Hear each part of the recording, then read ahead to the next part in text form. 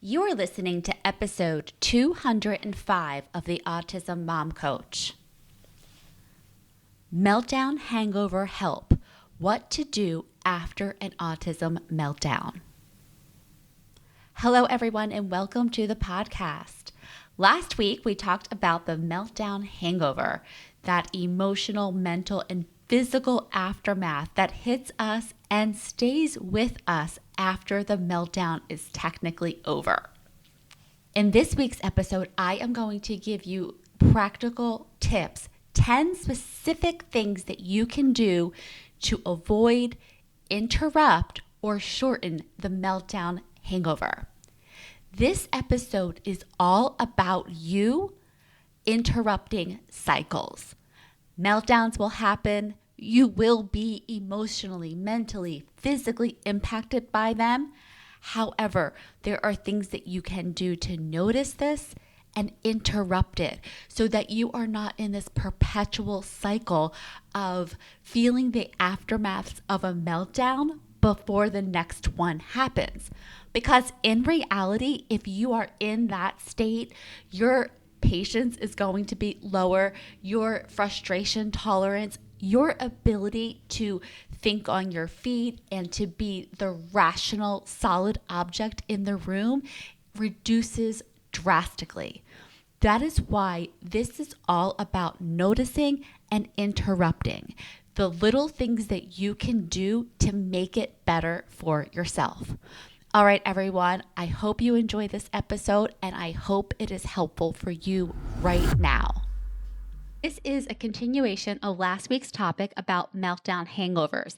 And as promised in this episode, I am going to provide you with tips about some specific practical things that you can do to either avoid, interrupt, or shorten the duration and intensity of your meltdown hangovers. So let's get into it. Wherever possible, if you can, get away from your child after a meltdown. Now, I know that this is not always practical or safe, but for the times that it is, do it. I know the mom guilt is real, but hear me out. Whenever possible, create some space between you and your child because this is actually what's going to help you regulate faster. Remember, our children are highly attuned to our emotional states. They have radar for it. So if they are sensing our stress, they are going to react to it. So by stepping away, even for a few minutes, you can give both of yourselves a chance to regulate independently. There are some really simple things you can do. You can go to the bathroom. You could take a quick shower. You could step outside for a moment or even just go into another room. The key is to physically separate yourself from the situation so you can allow your nervous system to reset.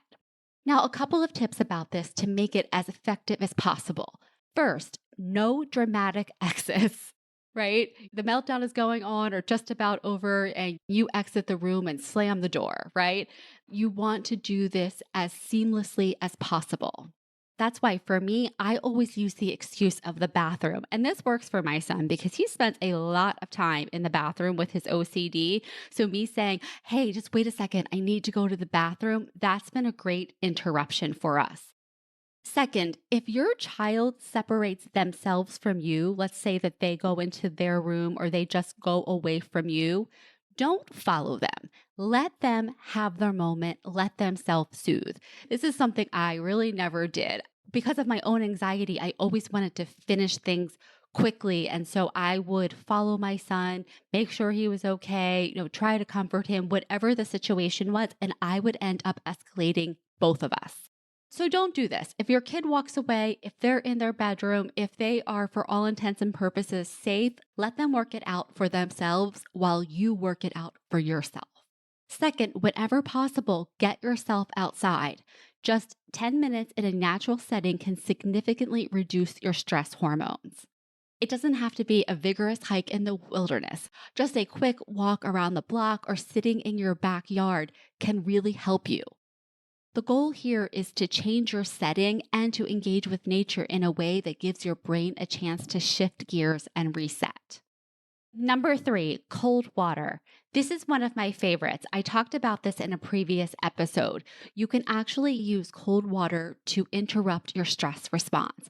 You can do this by splashing your face with cold water. You can use an ice cube and run it along your wrist, on your temples, on your forehead. You could put an ice pack behind your neck, or you can get a glass of ice water and just put it up to your face. When the cold water hits your face, it's going to cause an immediate slowing of your heart rate and increase blood flow to both your brain and your vital organs. So this is a rapid way to shift your nervous system out of that fight-flight response that gets triggered during a meltdown. Number 4, movement. So physical movement of any time is a really powerful way to reduce your stress because it's a way of actually shaking the stress out of your body. Exercise releases endorphins into your system, and these are natural mood elevators. Now, you don't need to go to the gym for a full workout. Even light activity can reduce your cortisol levels, which are your stress hormones, and increase the production of those feel-good neurotransmitters like serotonin and dopamine. You can do things like a quick stretch, some yoga poses, some rapid fire jumping jacks, a spontaneous dance party, skipping, whatever it is that just gets your body moving. The key here is to find movement that feels good for you so that you can get your body moving in a way that feels releasing and energizing. Number 5, hydration. This one is so simple and all of us can benefit from this. Dehydration can seriously exacerbate stress and irritability. In fact, a study in the Journal of Nutrition found that even mild dehydration was associated with degraded mood and reduced concentration. So the thing to remember here is that this is a vicious cycle. Dehydration can cause stress and irritability can cause dehydration. That's why it's really important to stay on top of your hydration. And this is especially challenging for autism moms because I know that many of us run on caffeine, which is dehydrating. One of the simplest things that you can do after a meltdown is to drink a glass of water. It's not just about quenching that thirst, it's about giving your brain what it needs to function optimally. Number 6, have a protein snack. Now, again, with the theme of giving your brain what it needs some protein. Remember, when stressed, it's really tempting to reach for those sugary comfort foods. And while you'll get that dopamine hit in the moment, it's only going to work to increase your stress and increase that feeling of fogginess and that crash that you have after. But a protein-rich snack can do wonders for your mood and energy levels.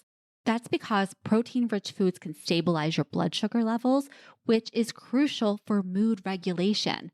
Plus, protein also provides amino acids necessary for neurotransmitter production. That's the chemical messengers in your brain that regulate mood and emotions. So, by having a protein snack, you're not only avoiding that sugar and carb crash, you're actually doing something very concrete to stabilize your mood. Now, here are some simple go-to protein snacks that you can grab for after a meltdown. Greek yogurt or a handful of nuts. If you are unable to do dairy, there are yogurts that are made without animal milk. So think oat milk or coconut milk. Some of these tend to be a little bit soupier in my experience. So what I will do is actually put a scoop of vanilla protein into the yogurt and mix it around. So even though, for instance, coconut yogurt doesn't have a ton of protein, I can increase the protein with the powder. Some other suggestions are hummus, hard-boiled eggs, and there are also a lot of different protein snack bars that you could look for. You got to be careful with them because some of them pack a lot of sugar, but there are also some that don't. So again, this doesn't have to be a full course meal, but just a quick protein-rich snack that you can ingest mindfully, slowing yourself down, slowing down your nervous system. And by doing so, you are helping to elevate your mood quicker. Number 7, sensory reduction. Now, after a meltdown, your nervous system, just like your child's, needs a break. So think of all the things that we provide to our children to help them regulate their nervous systems. I mean, really, at the core of almost every single thing we do for our kids is to help regulate a nervous system that's a bit out of whack so that they can be present and available to participate in life. Same goes for you. You have a nervous system, as a human, you have a nervous system, but as an autism mom, you have a nervous system that is under regular attack. I know that sounds dramatic, but many of us experience multiple incidents per day where our nervous system is escalated. And so it's important for you to know this and to appreciate this. Otherwise, you are going to underestimate the amount of effort, purposeful effort that you need to take in order to stay calm and to stay regulated. I hear so many of my clients saying things to me like, I should just be able to stay calm. And that is 100% false. This is work. Staying calm is work. Your neurobiological response, the animal response that we all have, is going to be to escalate your stress response and have you in that fight flight zone. So when that's happening to you and you're living at that level chronically, it is work to down regulate yourself. So again, think about all the wonderful things that you do for your kid and do it for yourself. For me, I love noise canceling headphones or just putting my headphones on and putting a podcast on. I am a huge fan of true crime, so that's like my go-to. And my weighted blanket. The weighted blanket, if you've ever experienced it, it brings you just this feeling of safety and calmness immediately, or at least that's the impact it has on me. Sometimes if I can, I would go into bed and go underneath the blanket for a few minutes just to take some deep breaths and regulate myself. Or if it's during the workday and I can't do that, I will put the weighted blanket on my lap and it's just calming and it's soothing to me.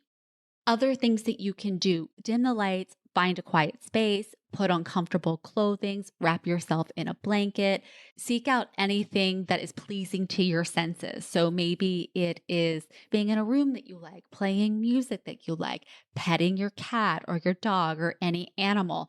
If you use essential oils, maybe you have one that you find calming. I know a lot of people really like lavender. I actually like woodsy smells better. I find them very grounding. So I love cedar wood.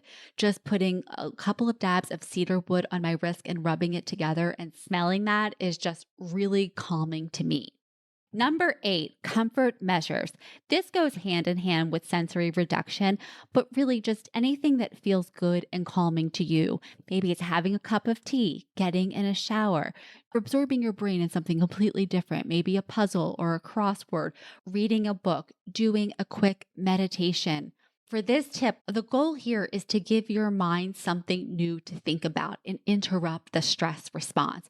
So instead of letting your brain go to ruminating about what happened and how terrible it was and replaying it in your brain, you're directing it on something else. Number 9 and 10. So first, before I get to 9 and 10, I want to say as much as possible, try to do one or two of the things suggested in tips 1 through 8. 1 through 8 are all ways of down regulating your stress response, regulating your nervous system so that you shift from that fight flight response to a state of more calm and more safety. And once you do that, once you're no longer in that fight flight response, because remember, when you're in that fight flight response, when emotions are high, intelligence is low. So the first thing we want to do is get out of that chronic state of stress where you're in reaction mode. When you do tips 9 and 10 purposefully and repeatedly, what you're doing is preventing yourself from going back into that stress response because that's so easy. Even if we're out of it, our brains can take us back and they can keep us in it. So, tip number 9, thought redirection. Our thoughts can keep us stuck in stress mode long after the actual stressful event has passed. We all know this. We've all been in the situation where the meltdown is over, our kid is happy as a clam, and we are a mess for hours or for days. This is because our brains are keeping the stress response going, all of our thoughts about what happened. So this is where cognitive techniques like cognitive diffusion come in. And one of those techniques is redirecting your thoughts. It's not about positive thinking or denying the difficulty of a situation. It's the difference between noticing the thoughts and letting them go versus noticing the thoughts and engaging with them, right? One thought leads to another thought, leads to another thought, and then you're in that spin. That happens so quickly and so easily. And so many of us have fooled ourselves into thinking that some of these thought patterns are helpful to us in some way. If we beat ourselves up enough, then we'll do better next time. or that worrying about something will somehow prevent it or make it less shitty when it does happen.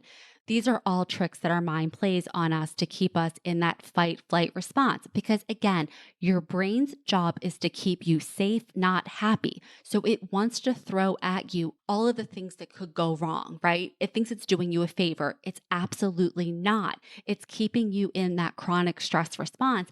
And again, when that is your general state of being, that diminishes your capacity to be available to your child and to be able to model constructive coping strategies for them. And it also leads to you losing your temper a lot faster and escalating the situation. So, when it comes to thought redirection, there are a couple of techniques you can use. One technique is viewing thoughts like clouds in the sky just passing by. So you notice the thought and you let it pass. You're not engaging with it. Another technique that I really like to separate you from the thought is to say in your mind, I'm having the thought that, and then whatever you're thinking. Okay. So it's like, I'm having the thought that I should have stayed calm. I'm having the thought that this should not be happening. Those are ways to just create a bit of separation between you and your thoughts.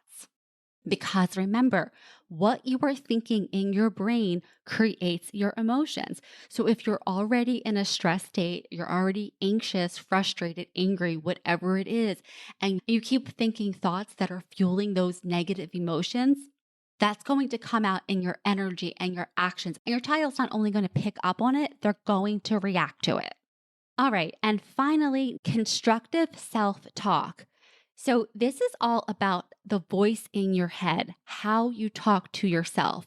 The voice in your head can either be your best friend and your biggest cheerleader or your worst enemy. And for many, many of us, the voice in our head is the worst enemy. It's the mean girl.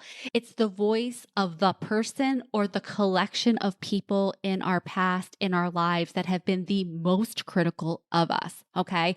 We don't need them there to criticize us because we carry them in our own heads. You really need to catch this and interrupt it, because otherwise your pattern will continue. The only way that it stops is if you interrupt it. It doesn't mean you're never going to have these self-critical thoughts. You probably will because you've been having them for a long time.